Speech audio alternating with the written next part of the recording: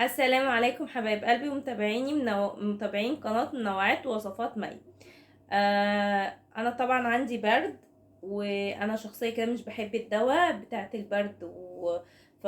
يعني قعدت ابحث على النت واشوف ايه هو البديل للكحة والسعال اللي عندي دوت، لاني انا حسيت عارفين الكحة واقفة هنا، مش واقفة هنا، لا واقفة هنا.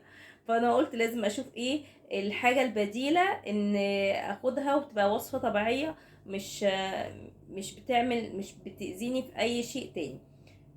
يعني لان انا باخد ادوية، فممكن ادوية تتفاعل مع ادوية تتعبني انا شخصيا. فقلت نشوف ايه الوصفة اللي ممكن اعملها ما تأذينيش، واحطها واعملها في بيتي واحسن وكده. فاحنا هنتكلم كتير جدا عن الوصفة ومكوناتها، لان مكوناتها لو قعدنا نتكلم من هنا لبكرة الصبح جميلة جميلة جميلة. فعشان ما اطولش عليكم في المقدمة، يلا بينا نشوف الوصفة بتاعتنا ونتكلم واحنا بنعملها ايه هي الحاجات بتاعتي. هنا دي الوصفة بتاعتي، وهنا اول حاجة هنتكلم عنها وهو النعناع. النعناع طبعا لحالات السعال مفيد جدا جدا جدا. يعني لان النعناع بيساعد على تخدير اعصاب الجسم، مش بس اعصاب الحلق، لا باعصاب الجسم كله. لان طبعا الكحة دي بتعمل تهيج والتهابات بسبب الكحة والبلغم اللي بتفضل شغالة طول الليل، بالذات لما بنيجي ننام بقى بتشتغل الكحة، يعني تحسوا ان هي مستقصدة عند النوم كده. ان هي الكحة تشتغل واحنا نايمين. فالنعناع بيقلل من الالتهابات والسعال والبلغم ده. كمان بيقلل من البكتيريا والفيروس ان هو ينتشر في الجسم. تمام. بناخد النعناع عن طريق الشرب، يعني انا ممكن اعمله كده مع ميه دافيه. عن طريق الشرب انا هحط يعني ده النعناع لوحده يكفي، بس انا هحط معاه حاجة تانية بتساعد كمان اكتر على ان هو يخفف. يعني هو كل واحد فيهم مشروب بيقلل جدا في السعال، لكن انا هحط الاتنين دول لاني الحاجة التانية دي بتتعبني جدا، فهنتكلم عليها تاني. وممكن كمان ناخد النعناع بدل ما اخده عن طريق اعشاب كده، لا انا ممكن نجيبه عن من عن هو استحلاب. وانا بقول زي ما قلت لكم انا ما بحبش حتى الاستحلاب ده، انا مش بحبه لاني مش بحب الحاجات اللي هي داخله فيها ادويه كتير. يعني زي ما قلت لكم انا باخد ادويه فممكن تتفاعل مع بعض، فما بحبش اتعرض لادويه كتير. بفضل اني اخد اعشاب احسن من اني اخد الادويه، حاجات طبيعيه يعني. انا زي ما قلت لكم إن احنا هنشرب منه كوبايه وقت ما تحبي الصبح بقى في الدور. يعني النعناع الناس كلها بتحبه وبتحب تحطه كمان مع الشاي. تمام. ايه هي بقى المشروب التاني اللي هشربه مع النعناع واللي انا مش بحب اشربه لوحده لانه بيتعبني جدا في زوري، بالذات لما بيكون الزور يعني ملتهب او كده؟ هو الجنزبيل. والجنزبيل طبعا فوائده كتير جدا جدا، لو قعدنا نتكلم عليه ساعة هناخد وقت كبير جدا. لان الجنزبيل ممكن اقول لك حاجة؟ طبعا زي ما قلت ان الجنزبيل مضاد للبكتيريا. طبعا لو قلنا ان الجنزبيل مضاد للبكتيريا حد هيقول لي ما هو احنا قلنا النعناع برضو مضاد للبكتيريا، بس هو زي ما مضاد للبكتيريا، لا هو كمان بيقلل من الالتهابات، مش بس في الحلق. لا انتوا عارفين طبعا ان الجنزبيل مفيد جدا للمعدة والقولون والحاجات كتير جدا. كمان بيقوي جهاز المناعة. تمام. بيقوي جهاز المناعة جدا، واحنا ما شاء الله علينا يعني مش قادرة اقول لكم معدومة المناعة عندنا. وبيسكن الآلام وبيهدي التهيج اللي بيبقى في المعدة والغازات اللي بتنتج عن القولون والمعدة لما بنيجي ناكل طبعا اي اكلة تقيلة. فالمفروض ان احنا نشرب من الجنزبيل بعد اي اكلة ناكلها. المفروض ان احنا نشرب كوبايه جنزبيل، ده طبعا اللي بيحب الجنزبيل. لكن يعني مش قادره اقول لكم ان الجنزبيل دوت حاجه كده تقيله شويه، فوالله ما بلجأش ليه غير لو انا تعبانه جدا ومش عايزه اخد اي ادويه فبلجأ للجنزبيل. لكن النعناع ده طبيعي جدا الواحد يشربه، وهو جميل جدا يعني ريحته حلوه. فببقى دايما بجيبه في الموسم بتاعه واخزنه عندي في البيت.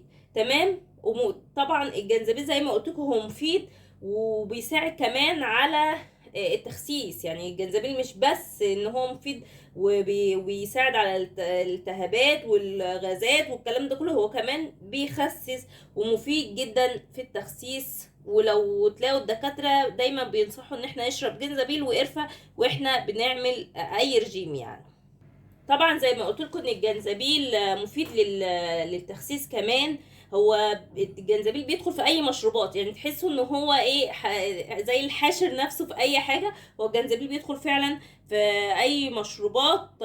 والاحسن اننا نجيب الجنزبيل الطازه، عارفينه اللي هو الكبير ده اللي هو بيتجاب من عند الخضري. بس انا ما عنديش طازه طبعا، لاني انا لو جبته طازه هيتساب عندي كتير في التلاجة وممكن يبوظ عندي. فانا دايما بجيب اللي هو ده اللي هو البودر، بجيبه لاني بستخدمه للاكل وفي نفس الوقت زي ما قلت لكم بستخدمه للشرب. فده اللي احنا بنجيبه من عند العطار. الطازة التاني ده بيتجاب من عند الخضري.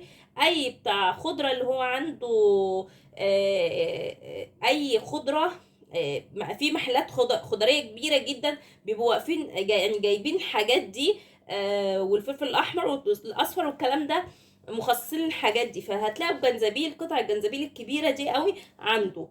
تمام. وفي عطارين كمان بتبيع الجنزبيل القطع ده اللي هو بيتقشر. طبعا احنا كل المقدمة دي احنا بنتكلم عن فوائد الحاجة، وهي فوائدها كتير جدا. زي ما قلت لكم احنا لو قعدنا من هنا لساعة او ساعتين نتكلم فعلا هنتكلم عن فوائدها وهنطلع منها فوائد كتير جدا.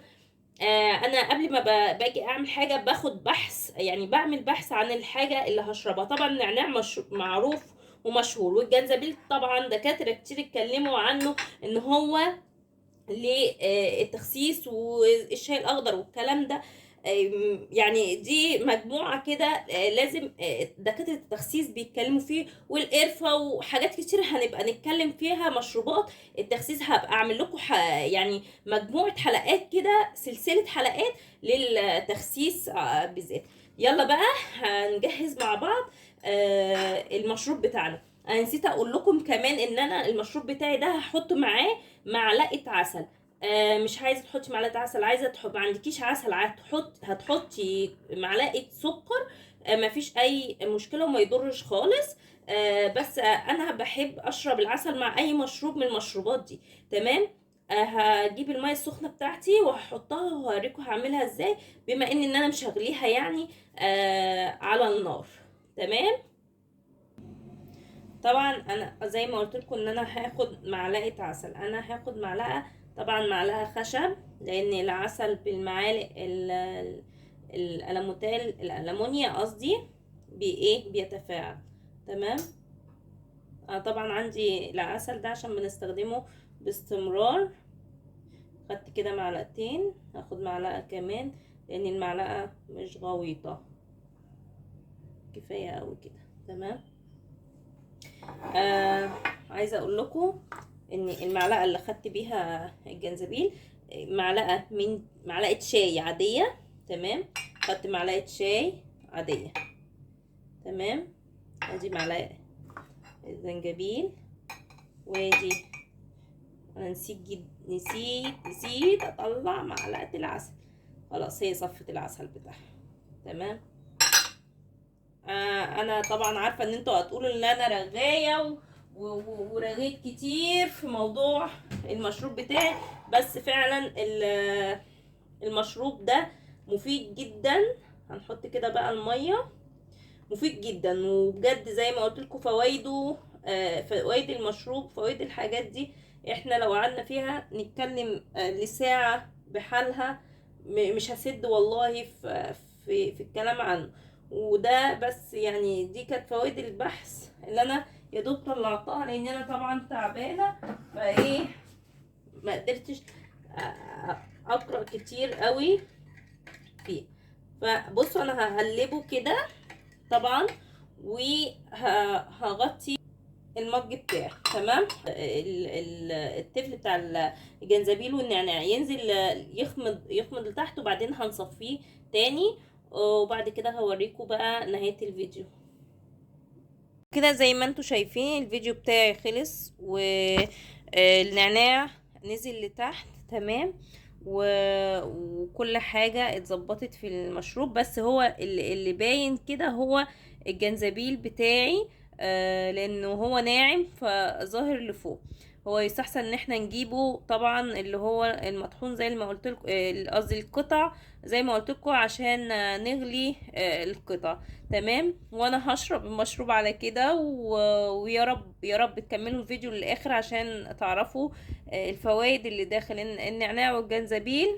ويا رب تستفادوا بالفيديو بتاعي. وكنت معكم مي من قناة منوعات وصفات مي. شكرا لكم جدا.